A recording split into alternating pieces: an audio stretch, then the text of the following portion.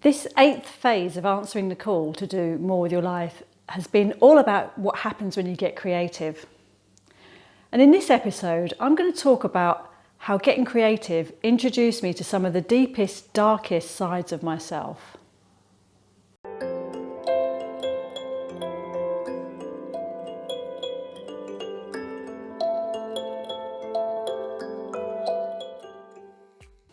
Throughout this process of answering the call to do more with your life, I've been encouraging you to get in touch with your unique brand of creativity. And in order to do that, I really believe the best way is to forget about outcomes of the creativity, forget about what you're going to do with it, forget about what people are going to think, and do it for yourself. And the rewards of doing that have been amazing for me. But then there's likely to become a point when you've produced something, you've created something, you're at the end of the process and you've got something to do something with. This is what happened for me when I wrote my book, Your Whole Life Economy, which was published in January 2018. And I mentioned in the introduction how it introduced me to some of the deepest, darkest sides of myself. So this is what happened. I went about that process purely for myself. I got engaged with the creativity. I discovered my love for writing, and then I produced something. I produced this book at the end of it. I didn't really set out to do that, and I wasn't really expecting to have what I created. And then I hit a real wall. I didn't know what to do with it. I had this thing, and I was actually, for myself, I was proud of what I'd done. I knew that it was a real expression of me and my opinions and my thoughts and my ideas. And then I was left and I had to do something with this book. And I kind of went through the motions and I got a cover created and that kind of stuff. But it got to the point of launching it and I didn't want to do it. I got stuck at that phase. And conventional wisdom would tell you just to drive on through, wouldn't it? To get over your self-doubt, just push through and just do it anyway. And I didn't want to do that. I really didn't want to do that. I felt that I just wanted to hold back. I didn't really know why. I remember I was in a coaching session with my coach at the time who really helped me throughout this whole process. And I just said to her, I'm just not ready. I don't know why. I can't really explain it. I'm just not ready. So what we did at that time is we really worked with that space. She didn't push me. She wasn't that kind of coach, thankfully. I wouldn't have been working with her if she was. But she didn't push me. So what we did is we just worked with that space and discovered what was coming up and we explored it. So it wasn't immediately apparent why I felt stuck. And when I started to look at what was going on, I discovered a whole load of limiting beliefs.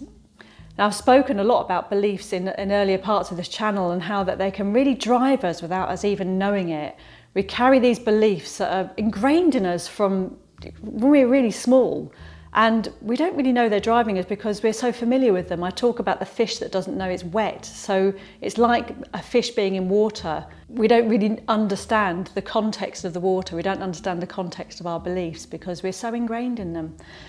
And this is where the beauty of this creative process, because it really introduced me to these things that have been holding me back and were going to keep holding me back unless I got round to facing them, which is what I did. So my limiting beliefs were this. I thought, I'm going to put this book out and everybody is going to think it's ridiculous. They're going to laugh at me. They're going to ridicule me. This is what I really thought was going to happen. They're going to say, who on earth does she think she is? Writing a book? Oh my God, look at this shit. Look at what she's created. And they were going to laugh at me. That's what I really thought was going to happen. So I had, who do I think I am? All that kind of stuff going on. This was my negative self-talk. And I got the real opportunity to work with this. Now, this stuff had been going on for me for years, obviously, but as I said, didn't know it was there until I created this thing and got ready to do something with it. So there was one side of me that felt really proud of what I'd done and really wanted to do it justice and really wanted to get it out there, but then there was other part of me holding me back. So the human experience is very complex, isn't it, often? There's never one thing going on at any time. But as I said, these beliefs had obviously been driving me for so long. And I got the opportunity to explore them. And when we did, we looked through the beliefs, we looked at how they were limiting me, and I understood where they come from. I understood that they came from growing up in a family where I was the only girl with 5 older brothers, and we didn't relate to each other in an encouraging way. The way my family related to each other was either taking the piss out of each other or beating each other up, and that was simply it. So it was this kind of taking the piss out of what I was going to do. And I had all these images in my head of what my family would think, and one brother in particular, I could see his face thinking, oh my God, look at this, you know. So there was all these images going through me. People I went to school with, I thought they're going to look at me and they're going to remember what I was like when I was at school, because I'm a completely different person now. They're going to judge me, they're going to think I'm stupid. This was all going on. So I had to get honest about that. I had to really understand that was driving me. And then I had to get beyond it. So that was what it gave me the opportunity to do. And I understood that in some ways, these limiting beliefs were actually protecting me, were actually keeping me safe. These limiting beliefs were holding me back, but they were protecting me because they were stopping me putting myself out there in a way that was going to get ridiculed. So I had to understand that. So what did I do? I worked through them, and it's very difficult to explain the exact process because you kind of have to do it to understand it.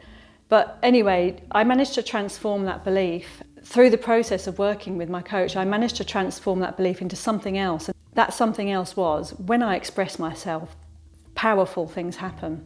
When I express myself, I make amazing connections with people. And you see, this was also true. This was also the truth of my experience. I'd realised that when I got the opportunity to really express what was going on with me, it gave me an opportunity to really connect with people who had a real heartfelt connection with, people who we really understood each other.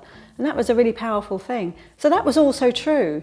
So even though I had this belief that I was going to be ridiculed and people were going to laugh at me, there was another side of it as well. And also recognising I can't control what people are going to think, but I didn't want that to hold me back.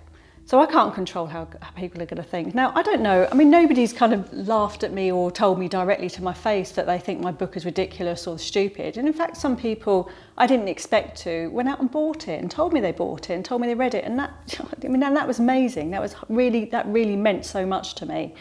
Family members bought the book. And that meant the world to me, it really did. So I didn't get any direct feedback that people thought it was ridiculous, but there might have been that. I don't know. Anyway, it doesn't really matter, does it? You know, Brené Brown's got this saying, hasn't she, that if you're not in the ring getting your ass kicked, that your opinion doesn't count. And that's what I tend to think about this stuff. If you're not out there doing your own YouTube channel, if you're not out there writing your own stuff, if you're not out there expressing your creativity, I'm sorry, but your opinion doesn't count if you think what I'm doing is shit. It doesn't matter. Because I'm just here doing my thing, and that's what counts. And you know, that's the beauty of what I've been given through being able to express my creativity. I've got in touch with all these different aspects of myself that I didn't know were in there, and I've had the opportunity to bring them to the world. And thankfully, you know, we live in a world now where it's very easy to do that, and isn't it beautiful that we can do that in the modern world? So that was it. That was how I got introduced to the deepest, darkest sides of myself through my creativity. And I wonder if you might do the same. That would be interesting to know if anybody's had that same experience. So the next phase of this channel is what I'm going to go on to next, is going to be phase 9. And I'm going to talk about some of the results that have happened when I let go of trying to control outcomes in my life, trying to control how things have happened. And phase 9 is the results, and the results for me have been far more amazing than anything I could have ever wished for myself, and that's why I really promote this stuff so much. So that phase 9 is going to come back in the new year. But in between that, I've got an announcement to make. This channel is going to come to an end when I've finished phase 9, but something is going to come along to replace it. And I'm going to make that announcement next week, so I hope you will join me for that.